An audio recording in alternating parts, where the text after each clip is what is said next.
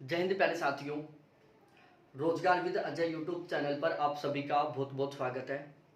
आज के इस वीडियो में मैं बात करने वाला हूं दिल्ली पुलिस कांस्टेबल के बारे में कि दिल्ली पुलिस कांस्टेबल की भर्ती आने वाली है, कब तक आएगी और क्या सिलसिला रहने वाला है। बिल्कुल मैं फुल डिटेल से आपके साथ यहाँ पर बात करने वाला हूँ। और जैसा आपने थंबनेल के ऊपर पढ़ा था कि एसएससी देने वाली है बहुत बड़ा झटका, तो रियल में एसएससी ने दिल्ली पुलिस की जो तैयारी कर रहे थे विद्यार्थी उन सभी को एक बहुत बड़ा झटका दिया है। वो झटका भी मैं बताऊंगा कि वो किस तरीके से झटका दिया है। दिल्ली पुलिस कांस्टेबल का जो एग्जाम है वो एसएससी कंडक्ट करवाता है। तो एसएससी ने जो अपना टाइम टेबल जारी किया था जब अपना, तो उसमें दिल्ली पुलिस की भर्ती का भी उसने जिक्र किया था। दिल्ली पुलिस हेड कांस्टेबल जो मिनिस्टर की भर्ती है वो अक्टूबर में उसका एग्जाम होने वाला है। ठीक है, तो अब हम यहाँ पर ये जो कांस्टेबल की भर्ती है इसके बारे में बात करने वाले हैं। सबसे पहले मैं आपको बता दूं, देखो मेल और फीमेल दोनों कैंडिडेट यहाँ पर अप्लाई कर सकते हैं।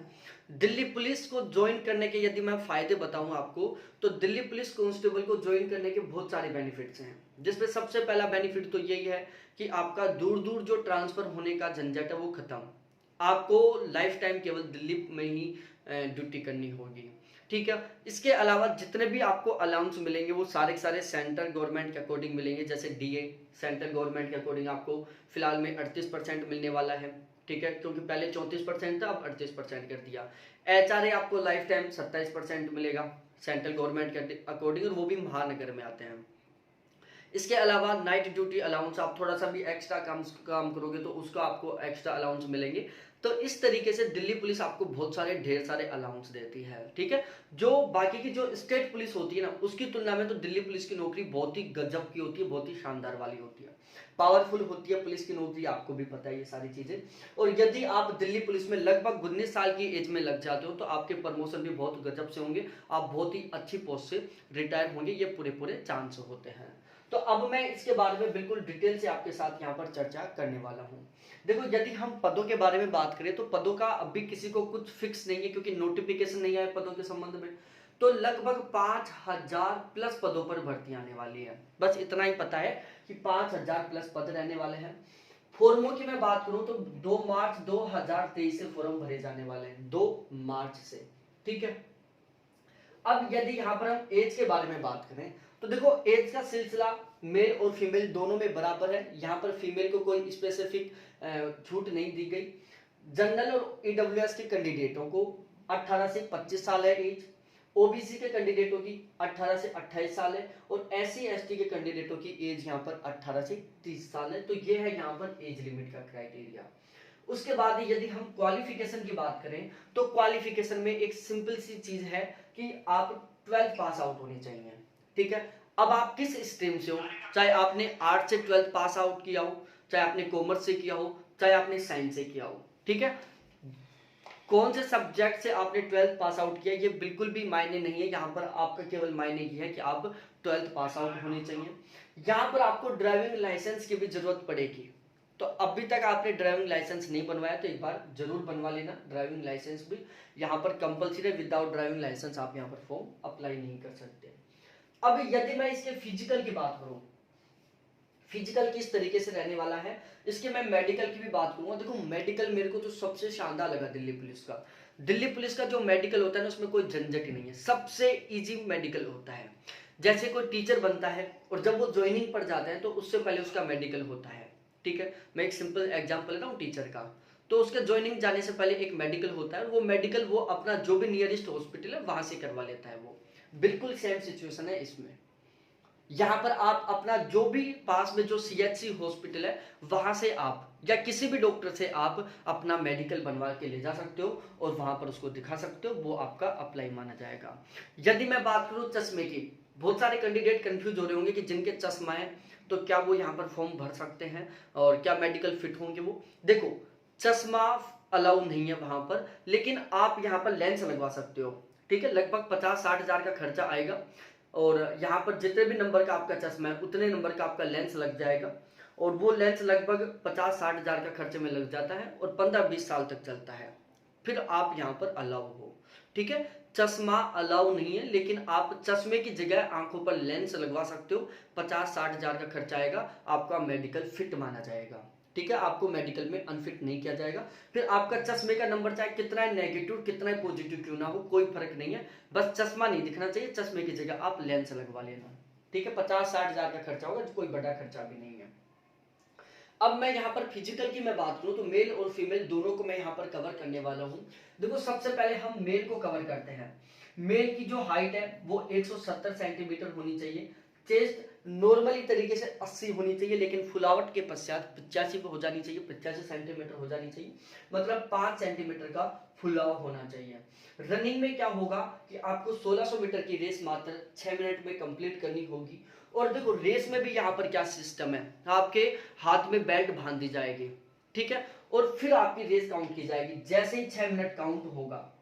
ठीक है, जैसे 6 मिनट का टाइम कंप्लीट होगा तुरंत वो घड़ी में फिक्स, मतलब आपकी जो रेस और टाइम है ना वो घड़ी में रिकॉर्ड होता रहेगा। किस में रिकॉर्ड होता रहेगा? घड़ी में रिकॉर्ड होता रहेगा। जैसे सपोज दैट आपने 1600 मीटर की रेस की और उसमें लग गया टाइम 6 मिनट 1 सेकंड का। ठीक है, तो ये जो 1 सेकंड है ना उसको ये घड़ी बता देगी, इस 1 सेकंड के टाइम को भी ये घड़ी बता देगी। तो दिल्ली पुलिस में पहली बार ऐसा हुआ था कि बहुत सारे कैंडिडेट 1-1 सेकंड के टाइम की वजह से फिजिकल में रह गए थे, रेस में रह गए थे। ठीक है, उसके बाद में हम बात करें लॉन्ग जंप। लॉन्ग जंप आपको 14 फीट की करनी होगी। ऊंची जंप की हम बात करें तो आपको 3.25 मतलब 3.75 फीट ऊंची आपको जंप करनी होगी। अब यदि मैं फीमेल की बात करूं, देखो फीमेल का सीन ये है, फीमेल की जो जनरल ईडब्ल्यूएस की जो लड़कियां हैं उनकी हाइट चाहिए 157 सेंटीमीटर। SC ST की फीमेल की हाइट चाहिए 152 सेंटीमीटर। और यहाँ पर भी ध्यान रखना, मेल को भी 5 सेंटीमीटर की छूट है SC और ST के कैंडिडेटों को। ठीक है, अब यदि मैं यहाँ पर बात करूँ चेस्ट की, फीमेल की कोई चेस्ट काउंट नहीं होती। यदि मैं रेस की बात करूं तो फीमेल को 1600 मीटर की रेस 8 मिनट में कंप्लीट करनी होगी। कितने मिनट में? 8 मिनट में कंप्लीट करनी होगी। लंबी जंप की मैं बात करूं तो फीमेल को 10 फीट लंबी जंप लगानी होगी। और यदि मैं ऊंची जंप की बात करूं तो फीमेल को 3 फीट ऊंची जंप लगानी होगी। तो ये मेल और फीमेल के फिजिकल का क्राइटेरिया था जो आपको पता चल गया होगा। अब उसके बाद में हम फॉरम फीस की बात करें, जनरल ओबीसी ईडब्ल्यूएस की फॉरम फीस 100 रुपए रहने वाली है। SC ST की यहाँ पर कोई फॉरम फीस नहीं रहने वाली। अब हम बात करें एग्जाम पैटर्न की। देखो यहाँ पर पिछला जो एग्जाम पैटर्न था उसकी मैं बात कर रहा हूँ, अभी तक नया एग्जाम पैटर्न जारी नहीं हुआ। हो सकता है उसमें कुछ बदलाव आ जाए, इनको थोड़ा ऊपर नीचे कर दिया जाए। जैसे पहले कंप्यूटर इतना ज्यादा वेटेज का नहीं होता था, जीके का बहुत ज्यादा वेटेज होता था, ऐसा था। तो हो सकता है बदलाव हो जाए, लेकिन फिलहाल में यही है, बहुत बड़ा बदलाव नहीं होगा। होगा तो भी मैथ के 15 नंबर का, रीजनिंग 25 नंबर का, जीके 50 नंबर का और कंप्यूटर 10 नंबर का, इस तरीके से टोटल 100 नंबर के 100 क्वेश्चन आएंगे। नेगेटिव मार्किंग रहेगी 1/3। 100 क्वेश्चनों को सोल्व करने के लिए आपको 90 मिनट का टाइम दिया जाएगा। अब की बार CGL ने बहुत धांसू वाला पेपर बनाया था, कट ऑफ बहुत ज्यादा नहीं गई थी, ये भी आपको ध्यान में रखना है। NCC सर्टिफिकेट के मार्क्स मिलेंगे, यदि किसी के पास NCC का C ग्रेड का सर्टिफिकेट है तो 5 नंबर मिलेंगे, B ग्रेड के सर्टिफिकेट में 3 नंबर मिलेंगे और A ग्रेड के सर्टिफिकेट में 2 नंबर मिलेंगे। ठीक है, अब आता है सबसे बड़ा मसला कि SSC कैसे देगा झटका दिल्ली पुलिस की तैयारी करने वाले बच्चों को। देखो, CGL में 20,000 पदों पर भर्ती आई है। CGL का जो एग्जाम पैटर्न था उसको बदल दिया गया। CGL में पहले क्या होता था, जब प्री होता था तो उसमें मैथ, जीके, रीजनिंग और इंग्लिश 4 चीजें आती थी। जब मेंस होता था तो उसमें केवल मैथ और इंग्लिश ही आता था, और जो पोर्शन था जीके का और ये जो रीजनिंग का था उसको मेंस में हटा दिया जाता था। लेकिन फिलहाल में सिस्टम क्या है, फिलहाल में सिस्टम क्या है कि फिलहाल में जो ये है क्या, फिलहाल में क्या है कि मेंस में भी जो SSC CGL का मेंस होने वाला है ना उसमें बिल्कुल बदलाव कर दिया। उसमें आपके कंप्यूटर भी आएगा, उसमें आपके जीके भी आएगा, उसमें आपके रीजनिंग भी आएगा, उसमें आपका इंग्लिश भी आएगा। ठीक है। तो अब जो कैंडिडेट एसएससी सीजीएल की तैयारी कर रहे हैं वो मेंस के लिए भी कंप्यूटर पढ़ेंगे, मेंस के लिए भी जीके पढ़ेंगे, मेंस के लिए भी रीजनिंग पढ़ेंगे। और जब वो मेंस के लिए जीके रीजनिंग और वो पढ़ेंगे, क्या जीके रीजनिंग और कंप्यूटर पढ़ेंगे, तो फिर आपको भी पता हो सकता है कि वो सारा क्या भाई दिल्ली पुलिस में क्या रहा है, मैथ आ रहा है, सीजीएल वाला प्री में भी पढ़ेगा, मेंस में भी पढ़ेगा। रीजनिंग आ रहा है, सीजीएल वाला प्री में भी पढ़ेगा, मेंस में भी पढ़ेगा। जीके को भी और कंप्यूटर को भी, इस पूरे पोर्शन को एसएससी सीजीएल वाला प्री और मेंस दोनों में पढ़ेगा। तो जायज सी बात है कंपटीशन बहुत टफ हो जाएगा। ठीक है, तो इस तरीके से सारी बात थी। यदि सपना है दिल्ली पुलिस में लगना तो अभी से बिल्कुल सीरियस होकर तैयारी में लग जाओ। बहुत बहुत धन्यवाद आपको देखने के लिए। थैंक्स बाय प्यारे साथियों। वीडियो अच्छा लगा हो, आपको इंफॉर्मेटिव लगा हो तो एक बार चैनल को जरूर सब्सक्राइब करो, वीडियो को लाइक करो, आपके जितने भी जिगरी दोस्त हैं सभी के साथ शेयर करो।